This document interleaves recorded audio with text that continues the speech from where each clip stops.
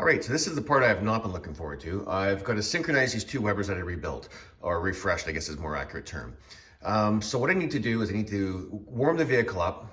I've got to get it so that it'll at least idle on its own. Webers don't have a choke on them, so they have to be warmed up before they'll idle. That's gone back since the very beginning when these carbs were born in Italy.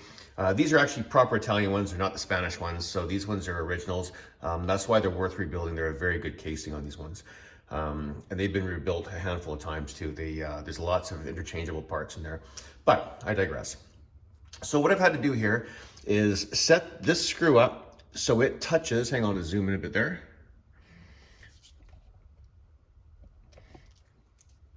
This thing here, it controls the butterflies which are in there. The butterflies are essentially two little valves that move like this. Sorry, that's not very clear. So that's what controls your throttle. It's air going in, air creates vacuum, the vacuum creates more fuel, and so forth. And that's how your carburetors work. It's essentially a means of moving fuel based on the amount of vacuum your vehicle's creating.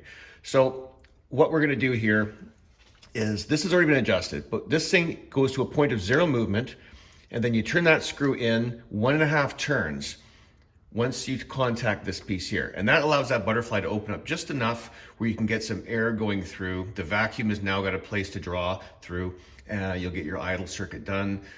Yeah, it's very important that you don't go too far with that, because what's inside there, inside this bore of the carburetor, there's a series of holes, 3 or 4, I can't remember how many.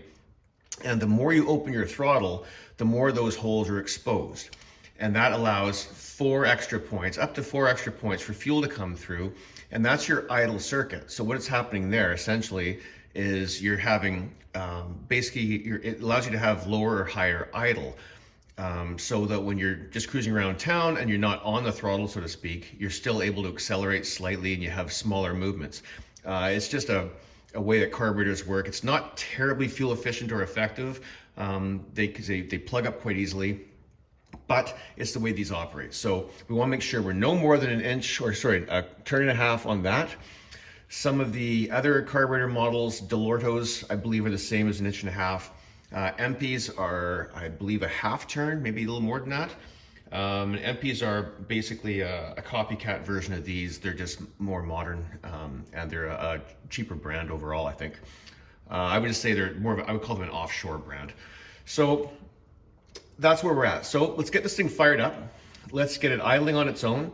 And then we'll go through the synchronization process between the two sides.